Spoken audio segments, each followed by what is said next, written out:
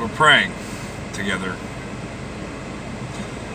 Father, you have turned me into a pastor of a church called the White Horse Project that you started via telling me to start the church called the White Horse Project, an internet church, so that people on Facebook, instead of only staring at what other people are gossiping about, can have something, can look at the Lord on Facebook.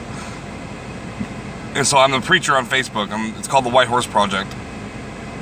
I can see how it would work for a new church, and he's going to have me interact with other churches, and I've already interacted with one other pastor this morning, and I had a very interesting experience about it, and I can't wait to share it with you.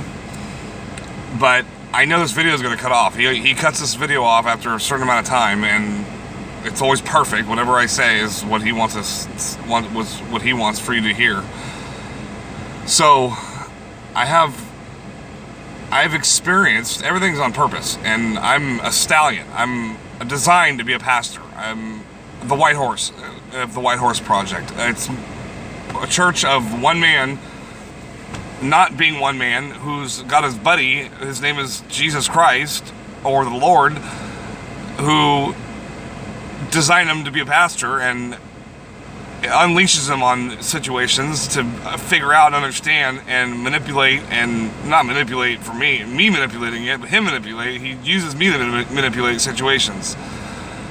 And I have detected something at the church at the Three Crosses, and it's real ugly in my opinion, and it's real miserable in my opinion from my experience. And I have to address Randy, Black Randy, the old man, the elder at Three Crosses. I don't even know your last name. I experienced you one time where I got intimate with you, where we met because you needed help with a project you're doing in San Francisco with the people suffering there.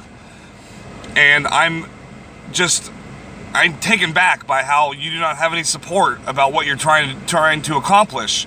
The leaders of the church, Mark Campbell and Butch Monk, are definitely involved with raising money, and you need support. You're trying to change. You're trying to put your money where your mouth is and do something to better the lives of people who are suffering. You're attempting to attack the problem and fix it because you love the men and women that live in the ghetto in San Francisco. And that's a very Christian thing to do, and you're very alone in that church. And I don't like seeing people like you alone in the church. It breaks my heart. So that's not what's going on. I think what's going on is that they need to be taught something about what they're doing, because I can analyze, dissect, and explain why what they're doing is stupid, especially with the fundraising. And I'm talking about the fundraising because that's what they do, is they do fundraising, and they're missing out on a big piece of getting people comfortable with communicating and praying out loud.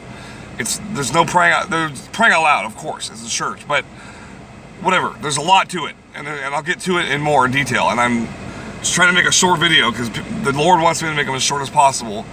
But I just talk until my phone shuts it off. So pray. That's what we have to do, is pray. Whenever we don't understand